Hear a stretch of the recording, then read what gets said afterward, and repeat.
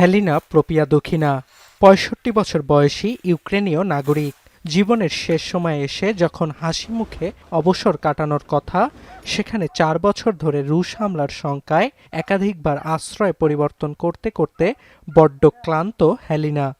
Я вже казала, якщо можна було б, я б своїми руками роздерла б того Путіна. Чесно, я вам кажу.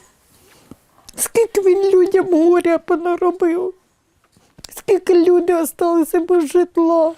শুধু হেলিনা নয়, ইউক্রেনের অন্যান্য নাগরিকদের কণ্ঠেও দেশটিতে বছরের পর বছর ধরে চলা রুশ আগ্রাসনের স্মৃতিচারণ।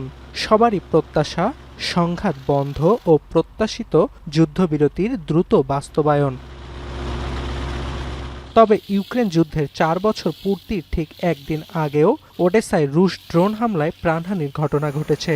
এছাড়া জাপোরিঝিয়া অঞ্চলেও রোববার রাতভর ৭ শতাধিক ড্রোন হামলা চালায় মস্কো। এদিকে বিবিসিকে দেয়া এক সাক্ষাৎকারে ইউক্রেনের প্রেসিডেন্ট ভলোদিমির জেলেনস্কির অভিযোগ, তৃতীয় বিশ্বযুদ্ধ শুরু করেছেন পুতিন। এটি দ্রুত বন্ধে মস্কোর ওপর সামরিক ও অর্থনৈতিক চাপ আরও বাড়াতে মিত্রদের প্রতি আহ্বানও জানান তিনি। সোমবার ইউক্রেনকে নতুন ঋণ সরবরাহ ও রাশিয়ার ওপর ২০তম নিষেধাজ্ঞা প্যাকেজ আরোপ নিয়ে ব্রাসেলসে বৈঠকে বসবেন ইইউভুক্ত দেশগুলোর পররাষ্ট্রমন্ত্রীরা। তবে আলোচনার আগেই মিত্রদের কঠিন শর্ত দিয়ে রেখেছে হাঙ্গেরি। দেশটির পররাষ্ট্রমন্ত্রী সাফ জানিয়ে দিয়েছেন, দ্রুজবা পাইপলাইন দিয়ে বুদাপেস্টে পুনরায় রাশিয়ার তেল সরবরাহ শুরু না হলে ঋণ আটকে দেবে Hungary. The Druzhba pipeline has not been hit by any Russian attack. The pipeline itself has not been harmed, and currently there is no physical reason and no physical obstacle to restart the deliveries. That's it. It's purely a political decision. তবে Ukraine ইস্যুতে হাঙ্গেরির অবস্থান হতাশাজনক বলে মন্তব্য করেছেন ইউরোপীয় নেতারা।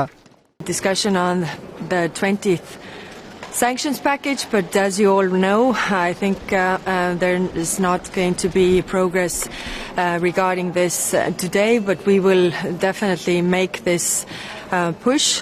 এছাড়া ইউরোপের অন্যান্য দেশের নেতারাও হাঙ্গেরিকে নিজেদের সিদ্ধান্ত পরিবর্তনের আহ্বান জানিয়েছেন। পশ্চিমা দেশগুলো রাশিয়ার তেল বাণিজ্যের ওপর নিষেধাজ্ঞা দিলেও মস্কো থেকে জ্বালানি কেনে হাঙ্গেরি ও স্লোভাকিয়া। এদিকে কিয়েভের অভিযোগ, এ সপ্তাহ থেকে ইউক্রেনকে ডিজেল সরবরাহ বন্ধ করেছে হাঙ্গেরি ও স্লোভাকিয়া। এছাড়া দুই দেশই কিছুদিন ধরে বিদ্যুৎ সরবরাহ বন্ধের হুমকিও দিয়ে আসছে।